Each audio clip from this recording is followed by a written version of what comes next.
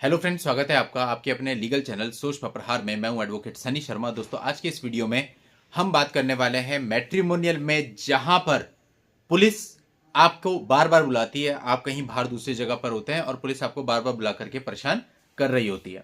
तो ऐसे में आप क्या कर सकते हैं, ऐसे में आप कैसे बाहर आ सकते हैं, और इसके साथ साथ और भी कई सारे पहलुओं पर हम इस वीडियो में बात करेंगे। वीडियो आप सभी के लिए बहुत इंपॉर्टेंट है, चाहे किसी के केस अभी नए नए हुए हैं या होने वाले हैं या फिर ऑलरेडी चल रहे हैं। दोस्तों, वीडियो में एंड तक बने रहिएगा और सारी बातों को ध्यान से समझना। देखिए, जब आपकी एक एफआईआर दर्ज होती है, एफआईआर दर्ज होने के बाद आपको पुलिस स्टेशन से कॉल आता है कि भाई आपके खिलाफ और आपके परिवार वालों के खिलाफ ये एफआईआर हो गई है, तो आप इस पर्टिकुलर पुलिस थाने में आ जाइए। यहां पर सबसे पहले लोग क्या करते हैं कि किसी से कंसल्ट करते हैं कि साहब हमें ऐसे ऐसे कॉल आया। और ऐसे में अधिकतर देखा यह जाता है कि वो लोग पुलिस से मिलने जाते भी नहीं, बल्कि उससे पहले ही कुछ स्टेप्स ले लेते हैं। इवन ऐसे ऐसे मामले देखने में आए हैं जहां पर वो व्यक्ति अपनी एफआईआर की कॉपी तक रिसीव नहीं करते और उससे पहले ही कोई स्टेप ले लेते हैं। यह सबसे बड़ी गलती है दोस्तों। अगर आप ऐसा करेंगे तो आप भी फंस जाएंगे। जब तक किसी बीमारी का ही ना पता चले, आप दवाई कैसे ले सकते हैं? और अगर आप बिना बीमारी को जाने दवाई ले रहे हैं तो वो फायदे की जगह नुकसान ही करेगी। तो आपका सबसे पहला स्टेप तो ये होना चाहिए कि आप अपनी एफआईआर की कॉपी को निकालें। वो आप किसी एडवोकेट को भेज करके पुलिस थाने से निकलवा सकते हैं, और सबसे बेस्ट तरीका है कि आप किसी को इन्वॉल्व ना करें। ऑनलाइन आप अपनी जो स्टेट है, फॉर एग्जांपल आपका यूपी स्टेट है, तो यूपी स्टेट की पुलिस की साइट पे जाइए और वहां पे थोड़ा सा आप एक्सप्लोर करेंगे, आपको आपकी एफआईआर मिल जाएगी। उसका पीडीएफ आप डाउनलोड कर सकते हैं।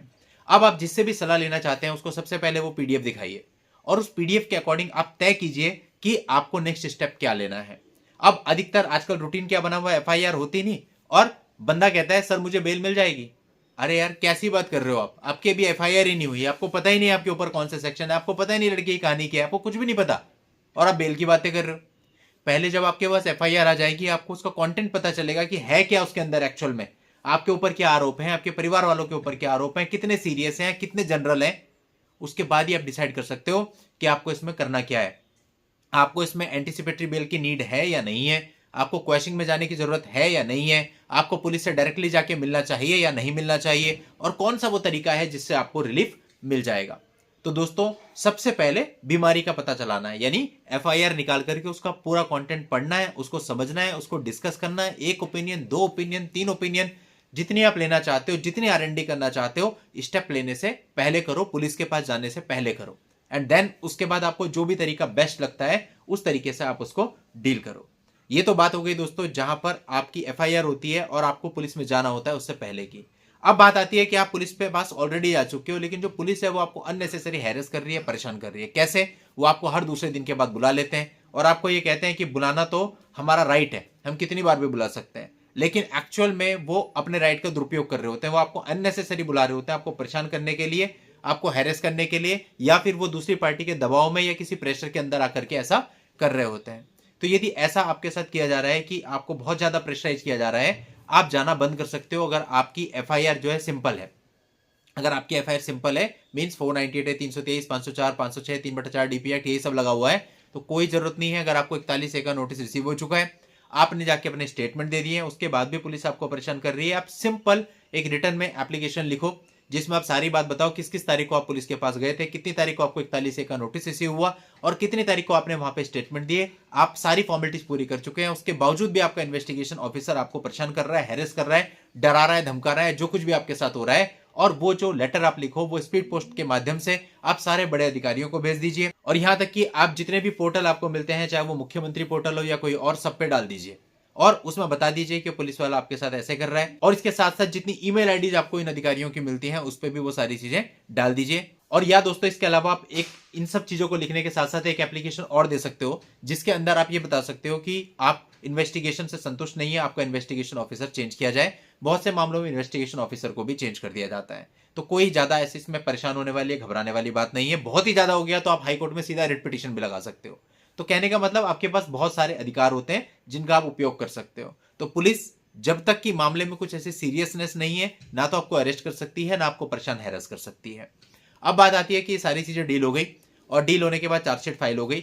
एक चीज ध्यान रखना, जब चार्जशीट फाइल हो जाती है तो वहां पे पुलिस का रोल पूरी तरीके से खत्म हो जाता है। अब पुलिस का कोई लेना देना नहीं है। अब कोर्ट जाने, आप जाने, आपकी चार्जशीट कोर्ट में आ चुकी है, अब आप उस चार्जशीट के थ्रू ट्रायल लड़ना चाहते हैं या उस चार्जशीट को क्वॉशिंग में ले जाना चाहते हैं, वो आपके ऊपर है।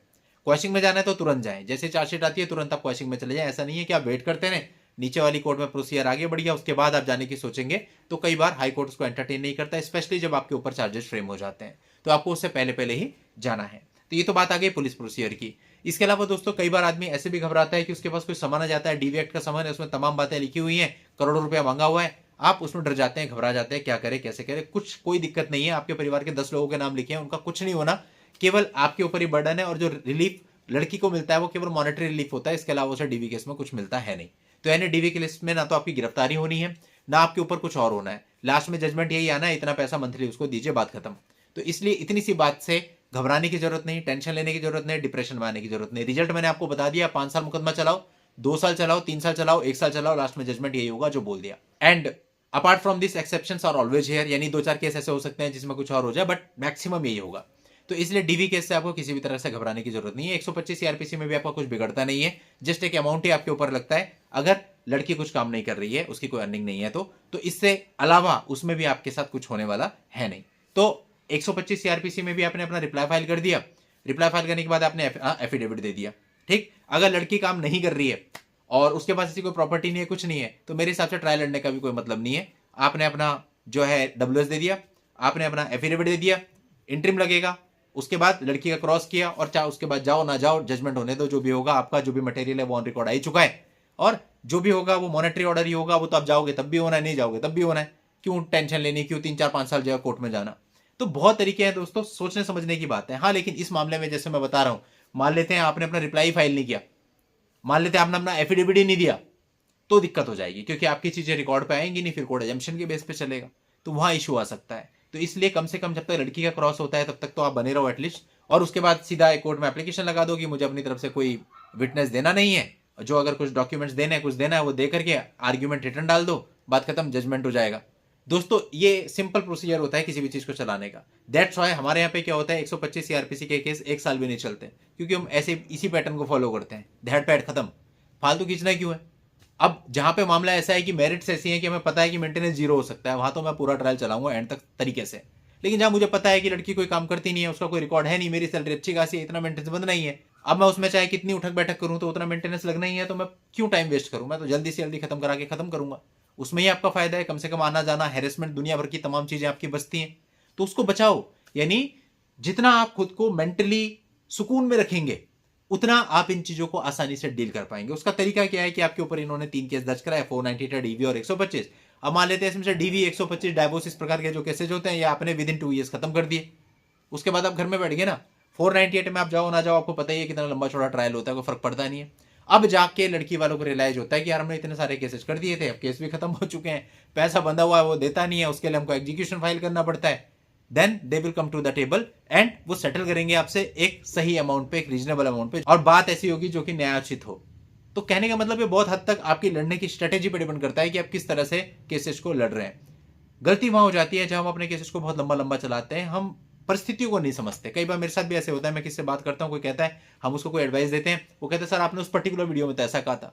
देखो, एक पर्टिकुलर वीडियो एक पर्टिकुलर सिचुएशन पे होता है, वो सभी लोगों पे अप्लाई नहीं हो सकती चीज, क्योंकि वो तो एक जनरल इंफॉर्मेशन है कि आपको पता चले आपके राइट्स क्या हैं, आपको पता चले क्या जजमेंट आया है, बट आपके केस की परिस्थितियां क्या हैं, आपके केस के फैक्ट्स क्या हैं, आपको क्या करना चाहिए, वो उन चीजों पर डिपेंड करेगा, ना कि किसी पर्टिकुलर जनरल इंफॉर्मेशन पर। इसलिए स्पेसिफिक इंफॉर्मेशन के बेस पे ही हमको हमेशा चलना चाहिए। कई बार होता है हम किसी को जनरल एडवाइस देते हैं बिकॉज अब तक उसके पास कुछ होता ही नहीं है, ना कोई कागज होता है, ना कोई कंप्लेंट की कॉपी होती है, ना कुछ भी नहीं होता, हमने उसे ऐसे जनरली एडवाइस कर दिया। लेकिन जिस दिन उसके पास कागज आ जाता है, सर ये मेरी एफआईआर है, सर ये मेरा 125 सीआरपीसी का पिटीशन है, उस दिन हो सकता है एडवाइस चेंज हो जाए। क्यों? क्योंकि अब स्पेसिफिक चीजें सामने आ चुकी हैं, अब स्पेसिफिकली आपको बताया जा सकता है कि आपको क्या करना चाहिए। तो जनरल जब बिना पेपर्स के आपको एडवाइस दी गई और जब पेपर्स देखने के बाद आपको एडवाइस दी गई, उसमें जमीन आसमान का फर्क हो सकता है।